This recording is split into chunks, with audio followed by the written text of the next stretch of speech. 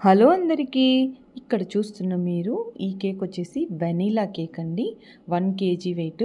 అబ్బా! మొన్న ఒక్క మిస్టేక్ చెప్పానండి. పొరపాటున 8 కేజీ అన్నాను. దానికి కామెంట్ చేశారనమాట. మిస్టేక్ అయితుంటది అబ్బా! అప్పుడప్పుడు వాయిస్ ఓవర్ చెప్పేటప్పుడు.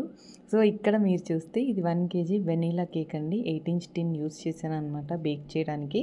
అండ్ బోర్డ్ వచ్చేసి 10 ఇంచు. మొన్న బోర్డ్స్ గురించి ఎక్స్‌ప్లెయిన్ చేశాను కదా!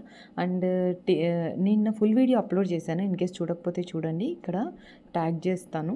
అంటే ఎలా వెయిట్ మేనేజ్‌మెంట్ చేయాలి, టిన్స్ ఎలా యూజ్ చేయాలి అనేది నేను దాంట్లో ఎక్స్‌ప్లెయిన్ చేశాననమాట. అండ్ ఈ కేక్ విషయానికొచ్చేస్తాం.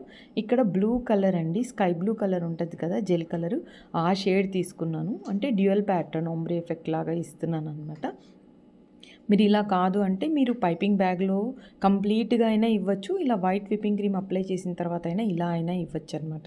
ఇలా డార్కర్ షేడ్ ఎక్కువగా వస్తదని నా ఫీలింగ్. అండ్ ఇక్కడ మీరు చూస్తే సెంటర్‌లో కూడా మన ప్యాలెట్ నైఫ్ యూజ్ చేసి ఫ్రిల్ ప్యాటర్న్ ఇస్తున్నాను. కొద్ది సార్లు అంటే మనం చిన్నగా గ్యాప్ తక్కువైనా ఇవ్వచ్చు. కొద్దిసార్లు గ్యాప్ ఎక్కువ వచ్చేస్తదనమాట. ఇది వచ్చేసి మనం బటర్ అప్లై చేసుకుంటాం కదా! అదనమాట. దాన్ని తీసుకొని సైడ్‌కి ఇలా స్ట్రోక్స్ ఇస్తున్నాననమాట. Upward direction. బావుంది కదా ఈ ప్యాటర్న్.